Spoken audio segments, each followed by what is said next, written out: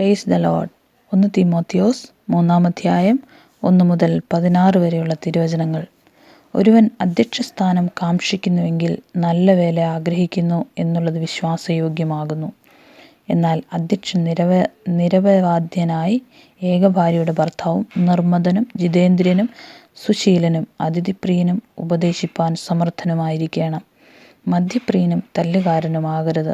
ശാന്തനും കലഹിക്കാത്തവനും ദ്രവ്യാഗ്രഹമില്ലാത്തവനും സ്വന്തം കുടുംബത്തെ നന്നായി ഭരിക്കുന്നവനും മക്കളെ പൂർണ്ണ ഗൗരവത്തോടെ അനുസരണത്തിൽ പാലിക്കുന്നവനും ആയിരിക്കണം. സ്വന്തം കുടുംബത്തെ ഭരിപ്പാൻ അറിയാത്തവൻ ദൈവസഭയെ എങ്ങനെ പരിപാലിക്കും? നിഗളിച്ച് പിശാചിന് വന്ന് ശിക്ഷാവിധിയിൽ അകപ്പെടാതിരിപ്പാൻ പുതിയ ശിഷ്യനും അരുത്. നിന്ദയിലും പിശാചിൻ്റെ കണിയിലും കുടുങ്ങാതിരിപ്പാൻ പുറമേയുള്ളവരോട് നല്ല സാക്ഷ്യം പ്രാപിച്ചവനും ആയിരിക്കണം. അവണ്ണം ശുശ്രൂഷകന്മാർ ഘനശാലികളായിരിക്കണം. ഇരുവാക്കുകാരും മദ്യപന്മാരും ദുർലാഭമോഹികളും അരുത്. അവർ വിശ്വാസത്തിൻ്റെ മർമ്മം ശുദ്ധ മനസാക്ഷിയിൽ വെച്ചുകൊള്ളുന്നവർ ആയിരിക്കണം. അവരെ ആദ്യം പരീക്ഷിക്കണം.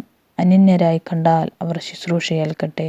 ഔവണ്ണം സ്ത്രീകളും ഘനശാലികളായി ഏഷണി പറയാതെ നിർമ്മതന്മാരും എല്ലാറ്റിലും വിശ്വസ്തന്മാരുമായിരിക്കണം. ശുശ്രൂഷകന്മാർ ഏകഭാര്യയുള്ള ഭർത്താക്കന്മാരും മക്കളെയും സ്വന്തം കുടുംബങ്ങളെയും നന്നായി ഭരിക്കുന്നവരും ആയിരിക്കണം. നന്നായി ശുശ്രൂഷ ചെയ്തിട്ടുള്ളവർ തങ്ങൾക്ക് നല്ല നിലയും ക്രിസ്തുയേശുവിലുള്ള വിശ്വാസത്തിൽ വളരെ പ്രാഗൽഭ്യവും സമ്പാദിക്കുന്നു. ഞാൻ വേഗത്തിൽ നിന്റെ അടുക്കൽ വരും എന്നാശിക്കുന്നു.